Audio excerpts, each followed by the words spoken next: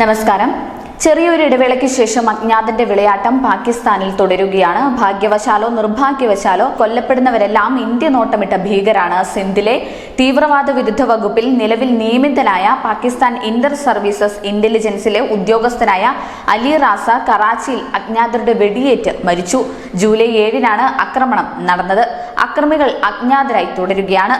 2015-ൽ ഇന്ത്യയിൽ നടന്ന ഗുരുദാസ്പൂർ ഭീകരാക്രമണത്തിൽ 4 സുരക്ഷാ ഉദ്യോഗസ്ഥരടക്കം 7 പേരുടെ മരണത്തിനിടയാക്കിയ ആക്രമണത്തിന് പിന്നിലെ ഗൂഢാലോചനക്കാരിൽ ഒരാളായിരുന്നു അലി റാസ. ഈ സംഭവം ഇന്ത്യയും പാകിസ്ഥാനും തമ്മിലുള്ള സംഘർഷം വർദ്ധിപ്പിക്കുകയും മേഖലയിലെ സുരക്ഷാ വെല്ലുവിളികളിലേക്ക് അന്താരാഷ്ട്ര ശ്രദ്ധ ആകർഷിക്കുകയും ചെയ്തു. റാസയുടെ മരണത്തിന്റെ സാഹചര്യങ്ങളെ ചുറ്റിപ്പറ്റിയുള്ള വിശദാംശങ്ങൾ ഇതുവരെയും വ്യക്തമല്ല. കുറ്റവാളികളെ തിരിച്ചറിയാനും പിടികൂടാനും പാകിസ്ഥാൻ അധികൃതർ അന്വേഷണം ആരംഭിച്ചിട്ടുണ്ട്. 2015 ജൂലൈ 27-ന് പുലർച്ചെ പഞ്ചാബിലെ ഗുരുദാസ്പൂരിലെ ദിനനഗറിൽ സൈനിക യൂണിഫോം ധരിച്ച 3 ഭീകരർ മാരകമായ ആക്രമണം നടത്തി. കമൽജിത്ത് സിംഗിനെ വെടിവെച്ച ശേഷം ഭീകരർ ആദ്യം തട്ടിയെടുത്തത് ഒരു മാരുതി കാറാണ്.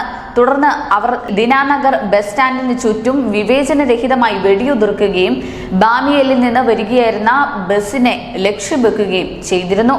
സ്ഥിതിഗതികൾ നിയന്ത്രിക്കാൻ പഞ്ചാബിലെ ഡയറക്ടർ ജനറൽ ഓഫ് പോലീസ് പോലുള്ള മുതിർന്ന ഉദ്യോഗസ്ഥർ ഉൾപ്പെടെയുള്ള പോലീസ് സേനാംഗങ്ങൾ വേഗത്തിൽ തന്നെ എത്തിയിരുന്നു. പഞ്ചാബ് പോലീസ് ഭീകരരെ ഫലപ്രദമായി ഇടപെട്ട് ഒടുവിൽ 3 പേരെയും നിർവീര്യമാക്കുകയും ചെയ്തു. എന്നിരുന്നാലും പോലീസ് സൂപ്രണ്ട് ബൽജിത് സിംഗ് ഓപ്പറേഷനിൽ രക്തസാക്ഷിയായി. News desk, news India Malayalam.